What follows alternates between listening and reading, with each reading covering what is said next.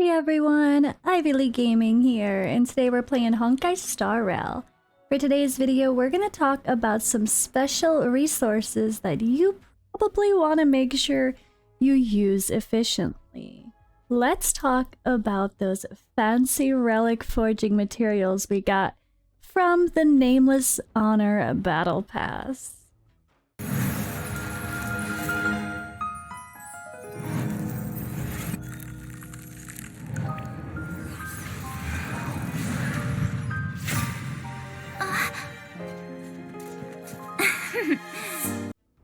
So, I'm sure a lot of people are at the same point. Plenty of people already past this point, and well, I'm sure many others are going at a different pace. But if you're anywhere near Nameless Honor level 40, this is free, guys. This is free.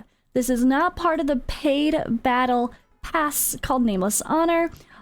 But they do give you this wonderful resource to allow you to immediately use it if it is paid. So this material you need to actually create relics from salvaged remains. And this material right here, self-modeling resin, is used to custom make relics. So for today's video, we're going to talk about what you should think about when you're trying to decide what to actually do, what to choose for your main stat, what set you should do, and trying to use it efficiently for the long-term success of your account, not just who you're using right now. So you can access the synthesis directly through the synthesizer, or of course you don't need to go here, you could go to it in your phone menu. You don't have to physically be in the parlor car, so that's nice as well. All right. So here is what we have to talk about. Oh boy, so many decisions, right? So first of all, I feel like there's only 3 options as far as which pieces you would choose. Which set exactly, and which stat, that's the real debate. But let's talk about which pieces. So head and hands, the main stat that you get is set. You cannot change it. So it's really more about the body and the feet here. See this? We got materials, customized synthesis. This is where the self-modeling resin comes into play. So of course, I only have one, and the only way to get this, at least as of now, and I'm guessing it's going to stay that way, is the Nameless Honor Battle Pass. So this is something that will be free once every, what is it, like 40 days? I don't think it's 30, I think it's like 40 days. And you can choose a main stat. Now, I feel like this is pretty obvious here. You're going to be looking for that speed most of the time on a boot because, well, it's harder to get speed boots. So let's talk about our boots first, because I feel like this is one of the best uses for your decision here. Also, I'm confused here. Attack. It's attack percentage, not flat attack, right? Why are they even saying attack without the percentage? This is a bit deceiving. If I got a flat attack, I'd be pretty upset on a boot. Am I right? Am I right? No. It's attack percentage boots. So when it comes down to it, I think many people are probably using Sela, right? So you might want to go with a certain set that is going to give you the best possible gear for Sela and everything with her in mind. But what if your DPS changes? So like that could be this because you want the quantum bonus, right? What if your DPS changes? That's something to consider as well. So there is the debate about choosing something specific, or sorry, general, instead of specific. That way, at least you have a guaranteed piece you can use for multiple people. But I think when it comes to the feet, you can get away with choosing speed, even if you're not going to use it for Sela, or you're only temporarily using it for Sela. So I'm just going to talk about her specifically because she's a good example, and because a lot of people are going to be making those decisions about who to summon for. So let's say, okay, Sela, you want feet. you want to get a speed boot. Keep in mind, Seela might actually be better with attack percentage boots than speed because her kit is relying on her one-shotting an enemy or else she's not effective.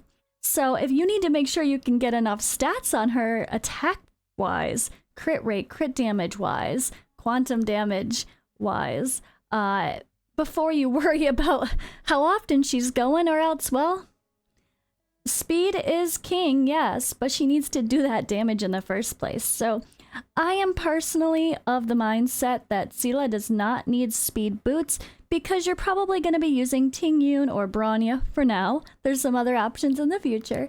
You'll probably be using one of those for now to go along with her to ensure she goes more often. So you don't really need crazy speed on Seela herself. You want to make sure she's actually doing the damage. So what would I choose, speed on this boot?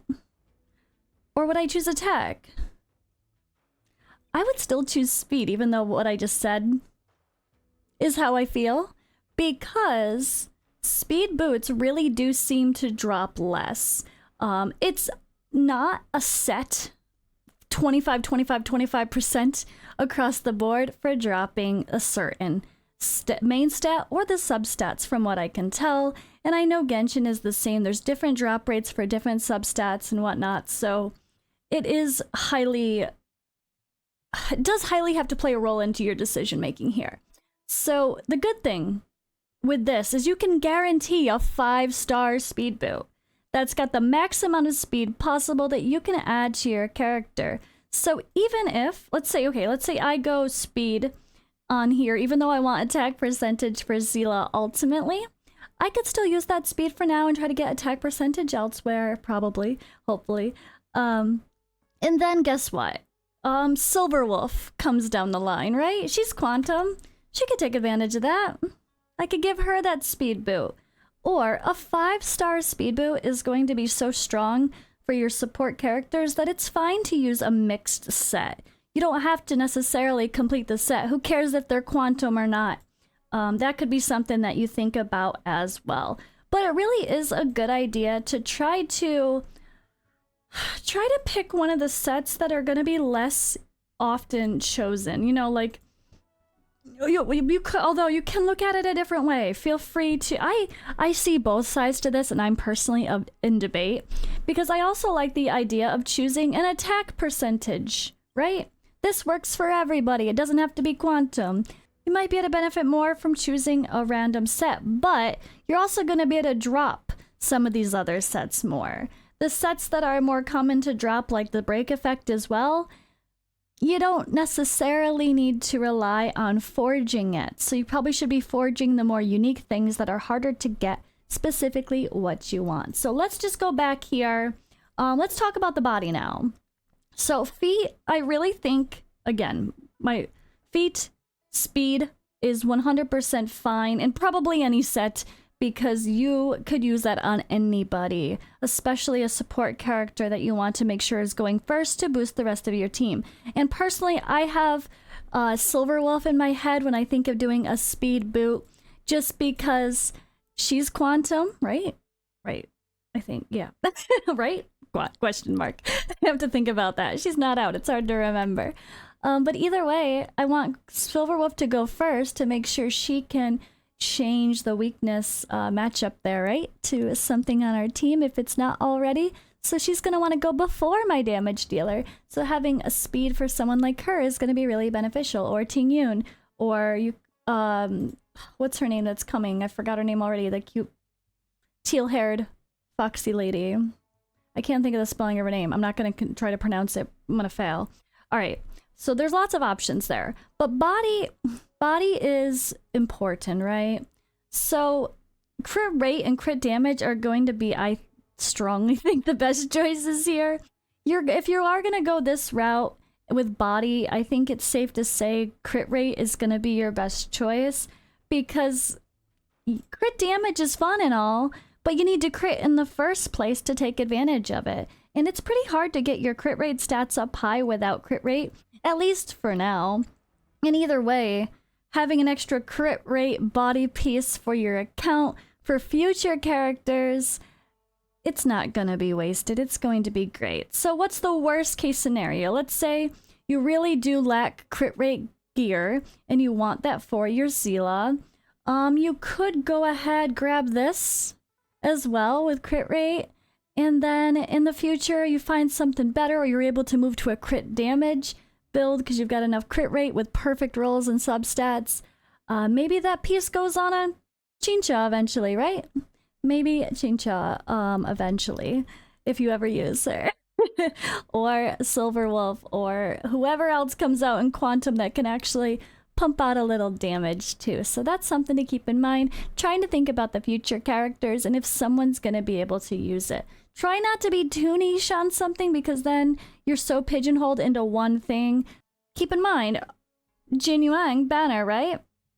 If you're going to be pulling for him and you know he's going to be your main damage dealer, no longer using Seela, you probably don't want to be wasting this quantum damage type gear. You want to choose something maybe for lightning instead, or something else more general that can help anybody. So you really just have to think about who's your future plans, who are you going to be summoning for, and that can affect your decisions as well. I also think the spheres are a very good choice because when it comes to these spheres, there's some really cool sets. There's a crit rate set, or there's this crit damage set. So let's see, when the wearer's crit damage, increase the wearer's crit damage by 16 when the wearer's crit damage reaches 120% or higher. After entering the battle, the wearer's crit rate is increased by 60%. So if you can get this up for someone like a Seela or anyone, right? Whoever's going to be your damage dealer. And you can choose that specific thing, like quantum damage boost. That might be really hard to get lucky with. The specific set with the exact main stat in a simulated universe where you're only farming it so often. I mean, luckily you can farm it fairly often, but still. Like, there's so many ways to look at it. You just need to think about the future of your account, not just what you have right now, and can what you're using actually transfer to someone else in the future. If Seela's your main and you're going to be changing to Jin Yuang, maybe you pick something that's good for both of them. That's just something for sure to consider here. Some people would argue this is probably the best choice because everyone can use it and you're never going to throw it away. Or maybe you actually go something a little bit more support based. I don't even actually know. Say maybe the attack one because you still throw some damage on some of those support people sometimes. Maybe you go speed boot here because it can really help anybody, or in a mixed set, have an attack percentage bonus.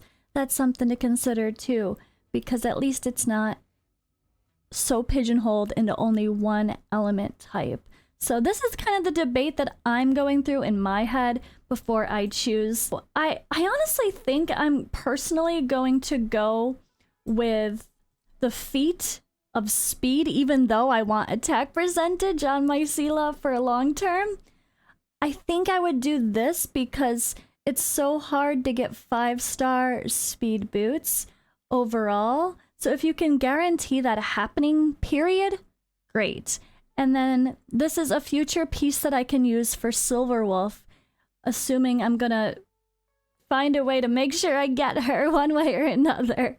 I really want Silver Wolf. So this is something that's in my head for long term, just being able to choose, boom. So this, you could see right here. So we have the books, we have the remains to do this, and we have this to guarantee the main stats. So if you did buy the battle pass, you'll be able to do this right away. Now, if you didn't buy the battle pass, you have to crunch other ones in order to get this resource. And by other ones, I mean crunch other 5-star relics, and then you get the materials here to forge up some gear. So if you didn't purchase the Nameless Honor, you only got this, and you probably have nothing here. But you can go crunch bad gear that doesn't make sense, like maybe you crunch an attack percentage boot in your defense set, or a defense percentage chest in your attack gear. Try to think about stuff that's not going to be very helpful for your account overall when you're trying to be picky about your gear sets. it's expensive to roll stuff up to max, so you don't want to just roll everything up. You can crunch it later to get some resources back, but it's not all. So yeah, I think that's... This is a really cool system, though. I think this is a great system. Let me know, do you guys like this system for being able to select your gear? I think it's pretty cool. I have to make that final decision. Am I really going to go that speed boot? I hope if I can get attack percentage substats on a lot of my other gear rolls for Sela, I'll feel better about that decision. But I do like the idea of getting the speed, even though I don't have Sela's light cone. I like that idea for the sake of my future Silverwolf. Plus, I mean, there's going to be other quantum characters, and in most games, speed is king, and you're going to be able to benefit for using that even on someone else that's a support unit instead of a damage dealer. Quantum or not quantum, a 5-star speed boot is a 5-star speed boot, and that's going to come in handy for any account. So personally, I think that's the strongest choice, probably followed up by crit rate for a damage dealer in one of the damage sets, and then the spheres, the planar ornaments, choosing your specific elemental damage, because that can be hard to get lucky and have happen. So those are the things that I think are the best options. Let me know in the comments below if you guys agree. I hope this discussion was helpful. I kind of talked it all out. I don't want to say like there's only one answer for anything, because it's so account dependent. It depends on who your favorite character is. If you know you're going to be using someone very specifically long term, and you want to go all in on them, then go all in on them. If you got your guaranteed summons ready for your Jin Yuang, and you want to go all in on lightning or whatever other damage gear you're using, do that. Do what's going to make you have the most fun on your account using your favorite characters, because honestly, at the end of the day, most of the levels, all the story stuff that comes can all be done with anybody, and it really just comes down to pushing the super high-end content at your leisure. But we're not in a rush. We're not going anywhere. We ain't got any other story content to do, so you might as well just play who you enjoy daily. Worry about pushing the later content as you improve your account overall, and have some fun.